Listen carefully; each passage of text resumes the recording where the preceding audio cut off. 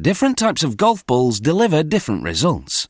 Highly skilled golfers often use what's called a wound ball, a ball made of rubber thread wound tightly over a core, because its flight is more controllable. But most people use what's called a two-piece ball, a ball whose core is covered in a dimpled material. Today's golf ball has really come a long way, if you consider that the early ones were made of feathers. This is what's inside today, a bouncy rubber. They mix it up with other chemicals to make a hot batter, and then roll it out like a pie crust, cooling it between two huge steel drums.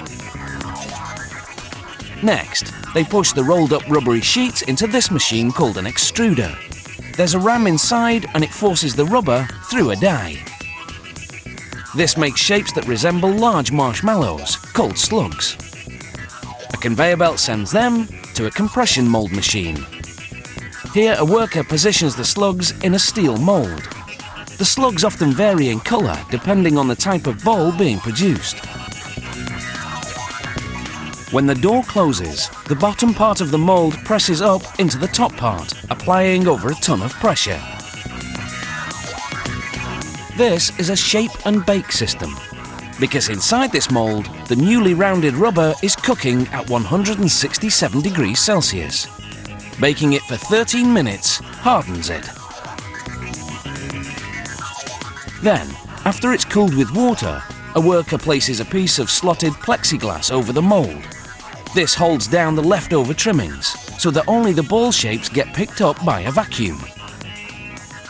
He peels off the excess rubber for recycling later.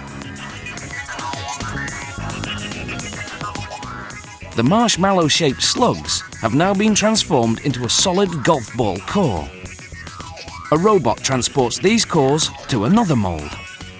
A ram pushes the melted plastic through tubes and into a mould cavity. This forms the outside shell of the golf ball, complete with the dimples that will help the ball travel further. This is an inside look at a ball with its new shell. This injection moulding system generates 4 dozen golf balls every minute. The new balls are on the move. They roll into a bin, which funnels them to a golf ball elevator. They're on their way to get cleaned up. Look closely and you'll see little pieces of leftover plastic on the ball shells. The next process will get rid of that. An automatic miller removes the excess plastic.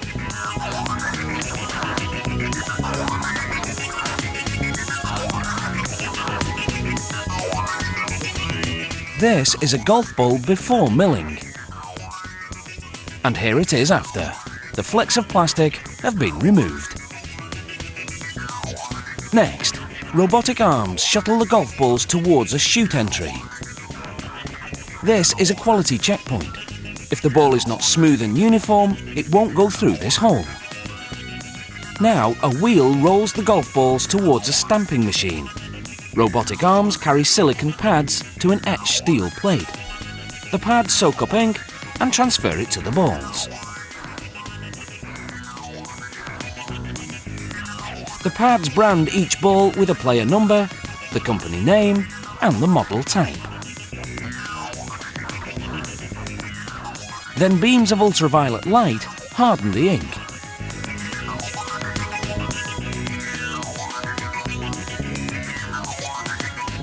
They dump the balls into a bin. But they funnel some balls over to another stamping machine. This one does custom logoing. Now that's a stamp of approval. Next, an automated machine sprays the balls with polyurethane while they rotate on spindles. The polyurethane protects the ink logos.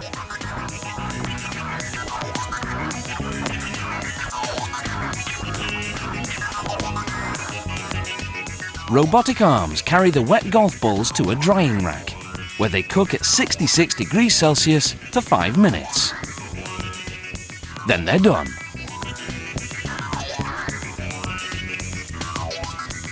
Sadly, they don't come with a guarantee of direction.